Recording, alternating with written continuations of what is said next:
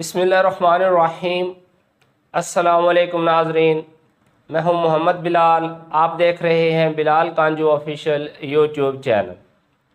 नाज़रीन, एक तहकीक के मुताबिक जब दिन का दर्जा हरारत 35 डिग्री सेल्सियस से बढ़ जाता है, इससे पहले पहले अगर गंदम की फसल 130 दिन की बढ़ोतरी मुकम्मल कर चुकी हो तो इससे मुकम्मल पैदावारी पोटेंशियल हासिल किया जा सकता है, बशर्ते कि उसकी खाद की ज़रूरियात, पानी की ज़रूरियात और दीगर ज़रूरियात बर वक्त पूरी की गई हों। इस हवाले से अगर आप देखें, ये मैं आपके साथ शेयर भी कर रहा हूँ, साल 2023 में अगर हम मार्च का टेम्परेचर देखें तो यहाँ पर मैंने हाईलाइट किया हुआ है, ये तकरीबन 12 मार्च है जब मैक्सिमम टेम्परेचर 33 डिग्री सेल्सियस है। और अगर आप मार्च के आखिर तक चले जाएं तो जो मैक्सिमम टेम्परेचर है वो तो 40 डिग्री सेल्सियस है, लेकिन जो रात का टेम्परेचर है वो काफ़ी कम है, यानी 20 और 40। आप हिसाब लगाएं कि 20 डिग्री सेल्सियस का डिफरेंस है हाई टेम्परेचर में और लो टेम्परेचर में।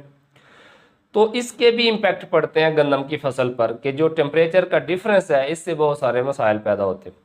बहरहाल जो मैं आपको बता रहा हूँ कि कम से कम 130 दिन फसल अपनी बढ़ोतरी मुकम्मल कर चुकी हो, उसके बाद अगर टेम्परेचर रेज होता है तो फिर असरात बहुत कम होते हैं।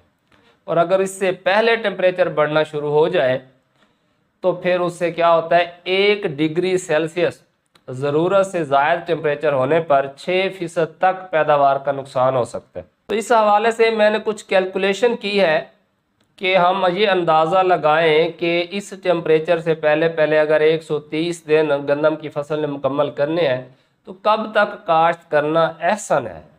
मिसाल के तौर पर आज 27 अक्टूबर है, तो आज का दिन तो गया गुज़र। अब अगर आप 28 अक्टूबर को गंदम की काश्त करते हैं तो इसमें अगर हम 130 दिन कैलकुलेट करें तो ये जाके बनती है मार्च की 6 तारीख, तो बेहतरीन टाइम है।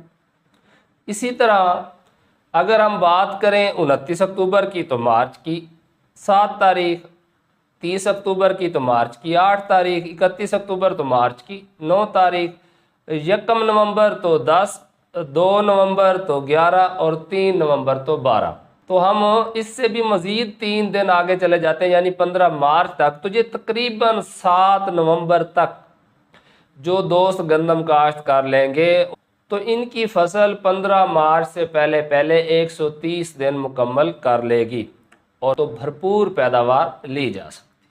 अब ये एक तो फैक्टर हो गया ना कि इसके हमने वक्त काश्त का तयन लाजमी करना है, जल्द अज जल्द काश्त को फ़रोग देना है। उसके अलावा कि अगर आप लेट हो जाते हैं तो फिर क्या गंदम काश्त करना छोड़ दें? बिल्कुल नहीं। 20 नवंबर तक आप बेहतरीन तरीके से गंदम काश्त कर सकते हैं, मगर मार्च के महीने में चंद एहतियाती तदाबीर आपको इख्तियार करना पड़ेंगी, जैसा कि हम बोरान का इस्तेमाल करते हैं, पोटाश का इस्तेमाल करते हैं, इसके अलावा ख़ासकर पानी की मैनेजमेंट। तो इन तरीक़ों से हम काफ़ी हद तक जो ज़्यादा टेम्परेचर के असरात हैं वो गंदम की फसल पर मिनिमाइज़ कर सकते हैं, कम से कम कर सकते हैं और ज़्यादा से ज़्यादा पैदावार हासिल कर सकते हैं। तो कोशिश करें, अगर आपकी वरियाल ज़मीनें पड़ी हुई हैं तो नवंबर के पहले हफ्ते में गंदम की काश्त मुकम्मल कर लें। और अगर आपकी मजबूरी है, आपने मकई लगाई हुई है, तो जल्द अज जल्द जैसे ही मकई से आपकी ज़मीन फारिग हो तो वत्तर हालत में ही, यानी कि कटाई से तकरीबन 15-20 दिन पहले आपने पानी लगाना है। तो जैसे ही आपकी कटाई मुकम्मल होगी, ज़मीन आपकी वत्तर हालत पर होगी, तो उसको फ़ौरन आपने तैयार करना है और गंदम की बुवाई जल्द अज जल्द कर लेनी है। ऐसी सूरत में आपने नाइट्रोजनी खाद का बेशतर हिस्सा 50% तक कोशिश करें कि ज़मीनी साख के मुताबिक बवक्त बिजाई डाल दें।